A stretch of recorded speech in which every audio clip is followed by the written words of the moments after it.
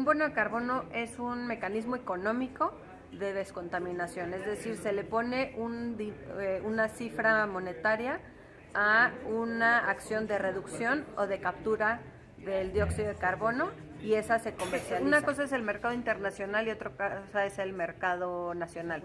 La línea 1 efectivamente generó bonos de carbono, pero se vendieron en el mercado internacional, los compraban países europeos, porque la Convención de Cambio Climático estableció un mercado regulado en el que llamaban Mecanismo de Desarrollo Limpio para generar bonos de carbono y se vendían entre países desarrollados y países en desarrollo. Es decir, los países en desarrollo generaban proyectos de reducción de emisiones y los países desarrollados que tenían que cumplir ciertas metas de reducción podían adquirir estos bonos.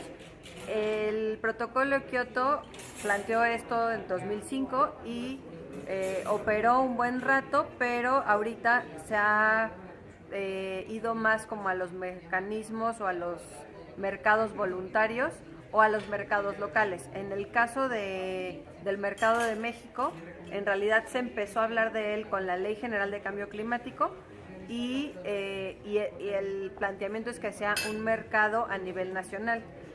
Por otro lado, por ejemplo, de los bonos de carbono forestales, uno de los protocolos de los que yo les platicaba era el del Climate Action Reserve.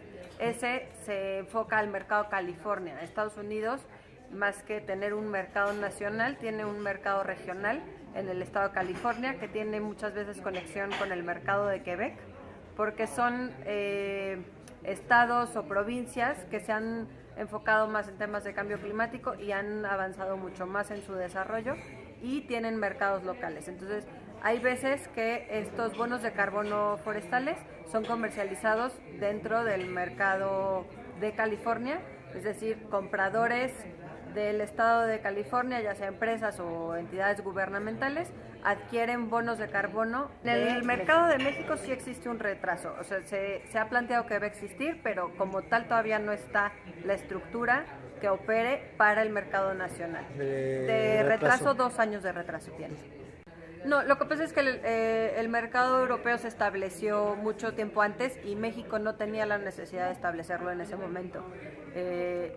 México participó en el mercado internacional con algunos proyectos, sí fue parte de los que vendieron créditos, pero digamos, estos créditos se pueden, como el cambio climático es un tema global, los créditos se pueden generar en un país y ser avalados para la contaminación de otro país. Es decir, son mercados que funcionan independientemente. Es como hablar de la Bolsa Mexicana de Valores y del New York Stock Exchange. Existen los dos al mismo tiempo y no uno le quita al otro. Es decir, pueden operar los mercados por su parte. Hoy en día, a partir de la Ley General de Cambio Climático para México, se ve que sí es factible tener un mercado en México y se empieza a desarrollar su instalación. También dentro de todas las reformas energéticas, en algún momento se le puso un impuesto al carbono, entonces y el mecanismo para deducir ese impuesto se hablaba que iba a ser a través de bonos de carbono MDL, es decir, del mercado regulado internacional. No se ha hablado mucho todavía, pero es probable que ahora que ya exista el mercado nacional también puedan ser válidos los bonos nacionales para la deducción de este impuesto a los combustibles.